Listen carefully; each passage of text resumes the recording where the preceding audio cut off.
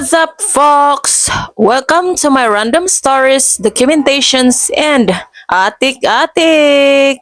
So, also naman karon ang mga walay hinungdan nga istorya, no? Nalang ko i-share ganiha na ako'y nabasahan. 14-year-old son, gikiha ang parents. Kaya naman, adto siya patiwason og eskwela sa Africa. They are from UK. Okay. So hingkiha ang son tungod kay dili niya kagustuhan ang adto nga eskwela didto kay kuno lagi kumbaga dili advance ang ilahang lesson didto. So not like sa iyang previous nga eskwelahan didto sa UK. So gusto niya nga mobalik sa UK. Pero napildi siya sa iyang parents tungod kay ang judge ni pabor sa parents kay ang purpose sa parents to protect their son. Okay? Kay nakamatikod sila nga ang ilang anak na ay mga buluhaton nga dili ingon pang estudyante, no? Kay nagduda sila nga ni apel og mga ganggang. Kumbaga preventive measures sa parents kay mahadlok sila nga mapareha sa uban nga mga batan-on